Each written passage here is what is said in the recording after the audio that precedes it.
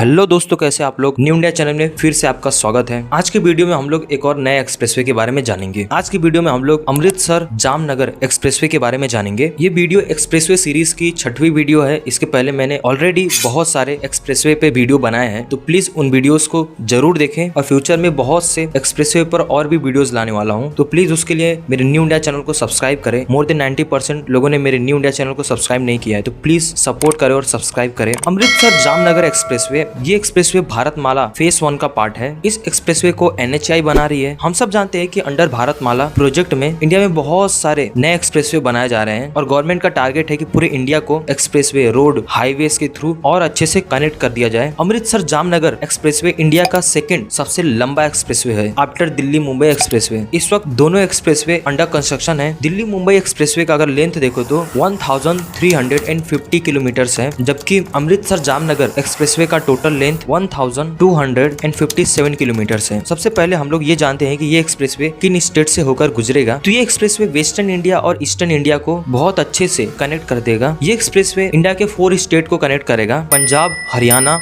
राजस्थान, गुजरात। किस स्टेट से कितना किलोमीटर होकर गुजरेगा? पंजाब में 155 किलोमीटर का रूट बनेगा, हरियाणा में 85 किलोमीटर का, राजस्थान में 637 किलोमीटर लंबा रूट बनेगा और गुजरात में 380 किलोमीटर। किन किन जिलों को एक्सप्रेसवे कनेक्ट करेगा? अमृतसर जामनगर एक्सप्रेसवे सबसे पहले ये इस वक्त जो बन रहा है दिल्ली अमृतसर कटरा एक्सप्रेसवे, उसको कनेक्ट करते हुए कपूरथला डिस्ट्रिक्ट टिब्बा विलेज से ये एक्सप्रेसवे शुरू होगा और ये वहाँ से होते हुए हरियाणा की सिरसा डिस्ट्रिक्ट, फिर राजस्थान में एंट्री करेगा, हनुमानगढ़ डिस्ट्रिक्ट, बीकानेर, जोधपुर, बाड़मेर और जालोर डिस्ट्रिक्ट। उसके बाद ये गुजरात में एंट्री करेगा, वहाँ पे बनास कांडा, पाठड़, कच्छ, मोरबी और जामनगर में एंड हो जाएगा। ये एक्सप्रेसवे बहुत से मेजर सिटीज को भी कनेक्ट करेगा, जैसे अमृतसर, गोविंदवाल साहेब, सुल्तानपुर लोधी, मोगा, भटिंडा, मंडी, डाबवाली, हनुमानगढ़, सूरतगढ़, बीकानेर, नागौर, जोधपुर, बाड़मेर और जामनगर। तो ये वो इंपॉर्टेंट सिटीज हैं जिनको ये एक्सप्रेसवे कनेक्ट करेगा। आगे ये एक्सप्रेसवे गुजरात के 2 पोर्ट, एक कांडला पोर्ट और एक जामनगर पोर्ट को भी कनेक्ट कर देगा। इससे इन स्टेट्स को एक्सपोर्ट इंपोर्ट करना और भी आसान हो जाएगा। ये expressway greenfield, brownfield, 4 lane and 6 lane fully access control expressway होने वाला है। इस एक्सप्रेसवे के 1257 किलोमीटर रूट में से 917 किलोमीटर का जो रूट होगा ग्रीनफील्ड 6 लेन एक्सप्रेसवे होगा। मतलब ये पूरा न्यू एक्सप्रेसवे बनेगा। और जो बाकी रूट है 340 किलोमीटर का, ये रूट ब्राउनफील्ड एक्सप्रेसवे होगा। मतलब पहले से यहाँ पे बने हुए हाईवेज या रोड को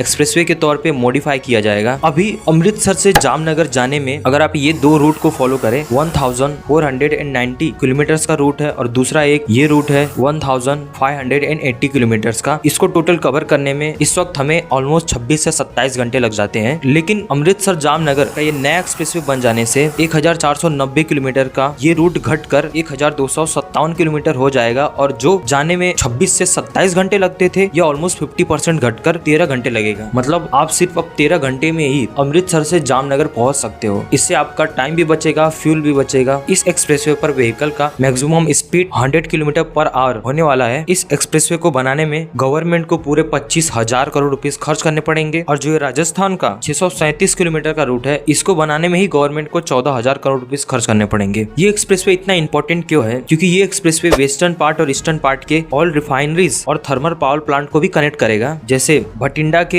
हिंदुस्तान पेट्रोलियम और मित्तल एनर्जी लिमिटेड के ऑयल रिफाइनरी को कनेक्ट करेगा, बाड़मेर के हिंदुस्तान पेट्रोलियम कॉर्पोरेशन के ऑयल रिफाइनरीज को कनेक्ट करेगा, जामनगर में रिलायंस इंडस्ट्रीज के ऑयल रिफाइनरीज को कनेक्ट कर देगा। और इसके अलावा जो थर्मल पावर प्लांट को कनेक्ट करने वाला है वो भटिंडा के Guru Nanak Dev thermal power plant और दूसरा श्री गंगानगर के सूरतगढ़ थर्मल पावर प्लांट को कनेक्ट कर देगा। इस एक्सप्रेसवे पे गवर्नमेंट क्या क्या फैसिलिटी देने वाली है उसके बारे में जाने तो इस एक्सप्रेसवे पर 5 रेलवे ओवर ब्रिजेस होंगे, 20 मेजर ब्रिजेस होंगे, 64 माइनर ब्रिजेस होंगे, 55 वेहिकुलर अंडर पासेस बनेगा, 126 लाइट वेहिकुलर अंडर पासेस बनेगा, 311 स्मॉल वेहिकुलर अंडर पासेस बनेगा, 26 इंटरचेंजेस बनेगा और इस एक्सप्रेसवे पर 2 मेन टोल प्लाजा होगा और बाकी 26 रैम्प टाइप टोल प्लाजा होगा। और इस एक्सप्रेसवे के आसपास 24 लोकेशन पर वे साइड एमिनिटीज बनाया जाएगा। इस एक्सप्रेसवे को बनाने में गवर्नमेंट को पूरे 5500 हेक्टेयर जमीन एक्वायर करना पड़ा है। और गवर्नमेंट का कहना है कि इस एक्सप्रेसवे पर जो इंटरचेंजेस और वे साइड एम्यूनिटीज बनेंगी वहाँ पर गवर्नमेंट हेलीपैड भी बनाएगी। इसके लिए गवर्नमेंट ने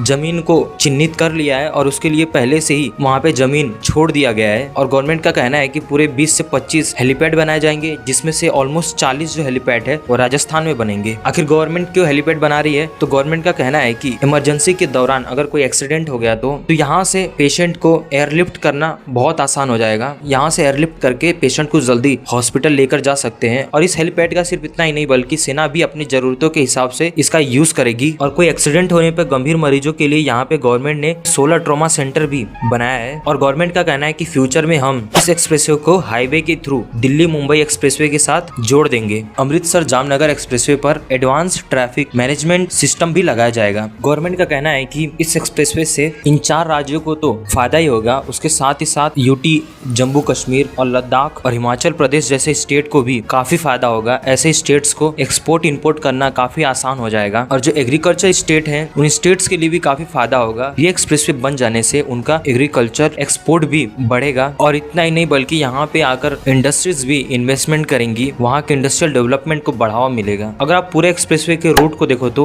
1257 किलोमीटर में से ऑलमोस्ट 637 किलोमीटर का रूट राजस्थान से होकर गुजर रहा है, मतलब मोर देन 50% रूट राजस्थान से होकर गुजरेगा। इसके अलावा जो दिल्ली मुंबई एक्सप्रेसवे बन रहा है तो उसका भी एक बहुत बड़ा लंबा रूट राजस्थान से होकर गुजर रहा है। उसमें अगर आप देखो तो दिल्ली मुंबई एक्सप्रेसवे का टोटल लेंथ 1350 किलोमीटर है। उसमें से दिल्ली में ऑलमोस्ट 9 किलोमीटर बन रहा है, हरियाणा में 129 किलोमीटर रूट बन रहा है, राजस्थान में जो है 373 किलोमीटर का रूट बन रहा है, मध्य प्रदेश में 244 किलोमीटर का रूट बन रहा है और गुजरात में सबसे ज्यादा 426 किलोमीटर का, और उसके बाद महाराष्ट्र में 171 किलोमीटर का रूट बन रहा है। तो इससे गुजरात के बाद राजस्थान को इससे सबसे ज्यादा फायदा हो रहा है। इसके अलावा अगर आप वेस्टर्न डेडिकेटेड फ्रेट कॉरिडोर का भी रूट देखो तो पूरे वेस्टर्न डेडिकेटेड फ्रेट कॉरिडोर का रूट 1050 किलोमीटर है। उसमें से 18 किलोमीटर यूपी में बन रहा है, हरियाणा में 177 किलोमीटर का रूट बन रहा है और सबसे ज्यादा राजस्थान में 567 किलोमीटर का रूट बन रहा है, गुजरात में 565 किलोमीटर का रूट बन रहा है और महाराष्ट्र में 178 किलोमीटर का रूट बन रहा है। तो इसमें भी राजस्थान को सबसे ज्यादा फायदा हो रहा है। और इतना ही नहीं बल्कि Delhi Mumbai bullet train project भी जब बनेगा उसमें भी मैक्सिमम जो रूट है वो राजस्थान से ही होकर गुजरेगा। इस प्रोजेक्ट के अभी डीपीआर पे काम चल रहा है। इसके अलावा अगर आप दिल्ली मुंबई इंडस्ट्रियल कॉरिडोर को भी देखो तो जो $100 बिलियन का प्रोजेक्ट है, इंडिया का सबसे बड़ा प्रोजेक्ट है। इसके रूट में देखो तो ऑलमोस्ट 39% जो रूट है वो राजस्थान में ही बन रहा है। गवर्नमेंट का ही डेटा है। तो आप देख रहे हो कि चारों तरफ से राजस्थान के लिए विन विन सिचुएशन है। और गवर्नमेंट का ये भी कहना है कि अमृतसर जामनगर एक्सप्रेसवे को भी हम एक इकोनॉमिक कॉरिडोर के जैसे डेवलप करेंगे। तो ये सारे एक्सप्रेसवे बन जाने से फ्यूचर में राजस्थान की इकोनॉमी को बहुत ज्यादा फायदा होने वाला है। इन सभी expressway, freight corridor, industrial corridor के आसपास बहुत सारे इंडस्ट्रियल पार्क बनेंगे, dry ports, multi modal logistics park, industrial cluster, new towns, new city जैसे ढोलेरा, ये सब बनाए जाएंगे क्योंकि ये सभी जो है ये दिल्ली मुंबई इंडस्ट्रियल कॉरिडोर का ही पार्ट है। तो बहुत से लोगों का कमेंट बॉक्स में क्वेश्चन होता है कि अरे यार दिल्ली मुंबई इंडस्ट्रियल कॉरिडोर के बारे में इतने सालों से सुन रहे हैं, कहाँ बन रहा है? तो ये सारे प्रोजेक्ट जो है उसी कॉरिडोर को ध्यान में रखकर ही ऐसे इंफ्रास्ट्रक्चर प्रोजेक्ट्स पर काम किया जा रहा है। ये लॉन्ग टर्म प्रोजेक्ट का पार्ट है। धीरे धीरे यहाँ पे बहुत सारे इन्वेस्टमेंट आते हुए दिखाई देंगे। अगर राजस्थान अपने डेवलपमेंट पे अच्छे से फोकस करे तो राजस्थान एक बहुत स्ट्रॉन्ग स्टेट बन सकता है, एक इंडस्ट्रियल पावर हाउस बन सकता है। राजस्थान की इकोनॉमी इस वक्त $170 बिलियन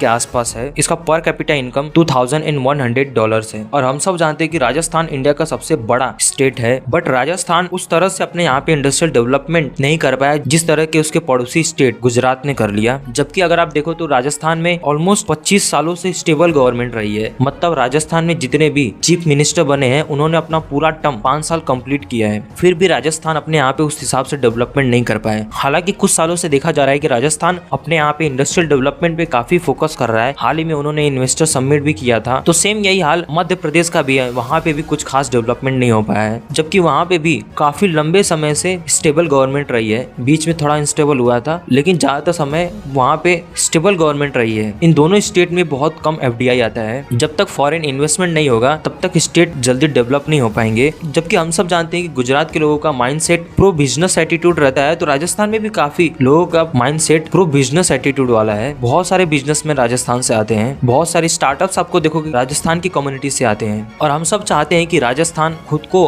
डेवलप करे। अगर आप राजस्थान की हिस्ट्री को देखो तो राजस्थान एक बहुत ही स्ट्रॉन्ग और एक रिच स्टेट रहा है और काफी वेल्दी स्टेट रहा है। और एक चीज जो राजस्थान की सबसे अच्छी है उनकी टूरिज्म इंडस्ट्री। इंडस्ट्री। राजस्थान ने अपने यहाँ पे टूरिज्म इंडस्ट्री को बहुत अच्छे से डेवलप किया है। जिस तरह से उन्होंने अपने कल्चर को, अपने एशियंट हिस्ट्री को, अपने सॉन्ग्स को दुनिया के सामने प्रेजेंट किया है, वो बहुत अच्छे से किया है। बहुत सारी स्टेट्स राजस्थान से सीख सकती हैं। जिस तरह से राजस्थान के कल्चर को मूवी, सॉन्ग्स में खूबसूरती के साथ दिखाया जाता है, इससे राजस्थान को काफी फायदा हुआ है। वहाँ पे काफी टूरिज्म इंडस्ट्री को बढ़ावा मिला है। बहुत सारे फॉरेन टूरिस्ट राजस्थान हर साल आते हैं और ये एक्सप्रेसवे सिर्फ इकोनॉमी के लिए नहीं बल्कि नेशनल सिक्योरिटी के लिए भी बहुत इंपॉर्टेंट है। इसका बेनिफिट ये होगा कि अगर कभी फ्यूचर में इंडिया का पाकिस्तान के साथ वॉर होता है तो मिलिट्री को बहुत जल्दी हम लोग डिप्लॉय कर सकते हैं। गवर्नमेंट का कहना है कि ये एक्सप्रेसवे पूरी तरह से बन जाने से सारे मिलिट्री स्टेशंस को प्रॉपर कनेक्ट कर देंगे और कनेक्ट कर देने से बॉर्डर तक जाने में सेना का रिस्पॉन्स टाइम 48 घंटे से कम हो जाएगा। मतलब बहुत जल्दी डिप्लॉय कर सकते हैं। और हम सब जानते हैं कि पिछले कुछ सालों से हम लोगों ने देखा है कि गवर्नमेंट बॉर्डर पर काफी रोड बना रही है, बॉर्डर के इंफ्रास्ट्रक्चर पे काफी फोकस कर रही है। हाल ही में गवर्नमेंट ने अनाउंस किया था कि गुजरात में कच्छ के पास वहाँ पे बहुत बड़ा मिलिट्री बेस बनाएंगे। तो ये सारे एक्सप्रेसवे बन जाने से फ्यूचर में कभी 65 जैसा वॉर हुआ तो हमारे सोल्जर का लॉजिस्टिक्स सपोर्ट बहुत स्ट्रॉन्ग रहेगा और फिर से कभी इंटरनेशनल बॉर्डर क्रॉस करना हुआ तो हम आसानी से बहुत जल्दी पाकिस्तान का बॉर्डर क्रॉस कर सकते हैं। तो ये था आज की वीडियो में। तो ऐसे ही इंफ्रास्ट्रक्चर की वीडियोस देखने के लिए मेरे न्यू इंडिया चैनल को सब्सक्राइब करें और छोटी सी बेल आइकन को जरूर दबाएं। प्लीज सब्सक्राइब करें। वीडियोस बनाने में बहुत ज्यादा मेहनत लगता है।